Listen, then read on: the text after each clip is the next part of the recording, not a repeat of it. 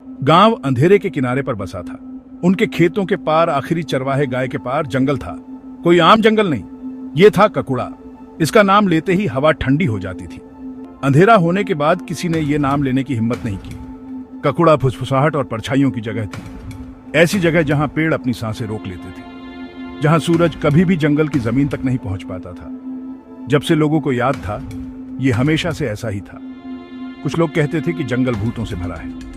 कुछ ने जिन्न के बारे में बताया, धुएं और आग के प्राणी परछाइयों में दुबके हुए। लेकिन सबको कहानियां पता थी, उन लोगों की कहानियां जिन्होंने सूर्यास्त के बाद ककुड़ा में प्रवेश करने की हिम्मत की और जो कभी वापस नहीं आए। बूढ़े लोग अपना सर हिलाते थे, उनकी आंखें यादों से धुंधली हो जाती थी। ककुड़ा से दूर रहो, वे चेतावनी देते थे, खास तौर पर रात में। और गांव वाले, जवान और बूढ़े सब मानते थे, क्योंकि उस जगह पर किस्मत को कौन आजमाएगा।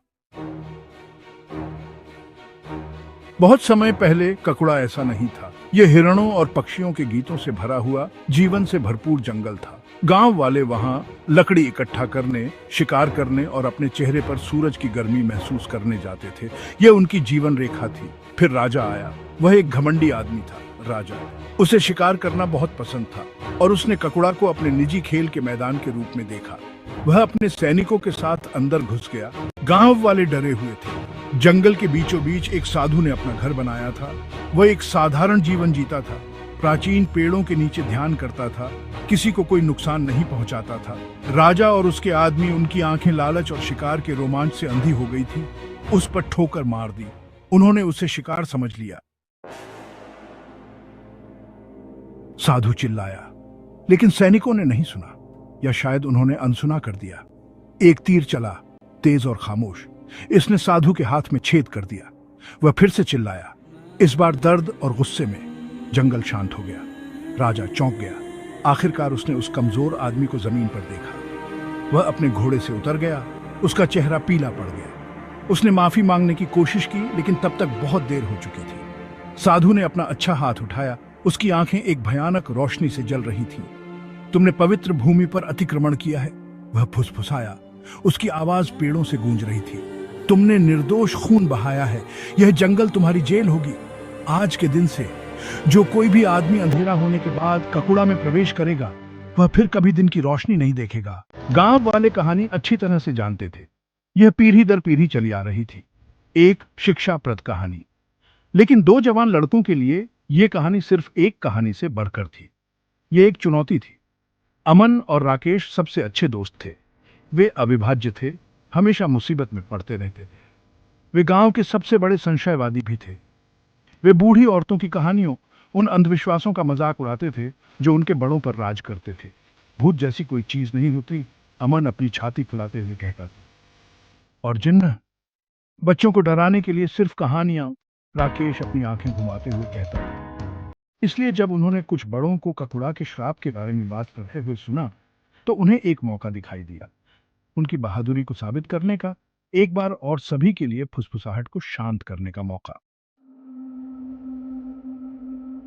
सूरज ढल रहा था जब अमन और राकेश जंगल के किनारे पर पहुंचे। हवा काफी ठंडी हो गई थी। परछाइयां लंबी और खतरनाक होती जा रही थी। यहां तक कि राकेश, जो आमतौर पर निडर था, ने अपनी रीढ़ की हड्डी में सिहरन महसूस की। तैयार है? अमन ने पूछा। अचानक शांति में उसकी आवाज अस्वाभाविक रूप से तेज थी। राकेश हिचकिचाया, फिर सिर हिलाया, एक मुस्कुराहट के लिए मजबूर किया। चलो, यह करते हैं। वे जंगल में घुस गए।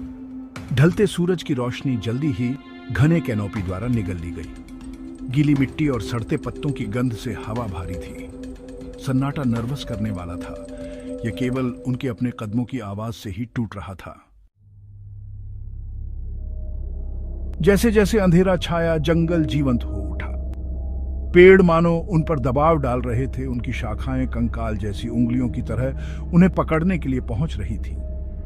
अजीबोगरीब परछाइयां उनकी नजर के किनारे पर नाच रही थी। उन्हें चीजें सुनाई देने लगीं। नीचे झाड़ियों में फुसफुसाहट, कदमों की आहट जो उनका पीछा करती हुई प्रतीत होती थी, फिर गायब हो जाती थी। उनके अपने नाम की आवाज धीमे स्वर में पुकारी जाती थी।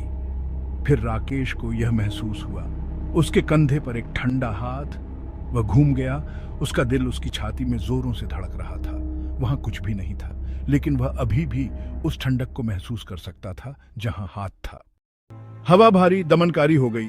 ऐसा लग रहा था जैसे जंगल खुद उन्हें देख रहा था, उन्हें परख रहा था। वे एक समाशोधन में पहुंचे। बीच में एक टेढ़ा मेढ़ा पुराना पेड़ खड़ा था। उसकी शाखाएं मानो दर्द में मुड़ी और विकृत थीं, और उसके नीचे उन्होंने उसे देखा। सफेद साड़ी में एक महिला, उसकी पीठ उनकी ओर थी। वह अलौकिक थी, लगभग पारभासी, जैसे चांदनी और धुंध से बुनी हुई एक आकृति। वह धीरे धीरे जानबूझकर मुड़ने लगी, और तभी वे भागे। वे तब तक दौड़ना बंद नहीं करते जब तक वे जंगल से बाहर नहीं निकल गए। हांफते हुए, उनके कपड़े फटे हुए, उनके चेहरे गंदगी और डर से सने हुए थे। वे जमीन पर गिर पड़े, उनके शरीर कांप रहे थे। उगते सूरज ने आसमान को नारंगी और सुनहरे रंग में रंग दिया था, लेकिन वे बस उस अंधेरे को देख सकते थे जो उनके दिमाग में छाया हुआ था। उन्होंने उस रात जो देखा उसके बारे में कभी बात नहीं की, लेकिन उनकी कहानी जंगल की आग की तरह पूरे गांव में फैल गई। गांव वाले सुनते थे, उनके चेहरे पीले पड़ जाते थे, उनकी आंखें डर से फैली हुई थीं। और उस दिन से किसी ने भी ककुड़ा के भूतिया जंगल में प्रवेश करने की हिम्मत नहीं की। श्राप अटूट रहा।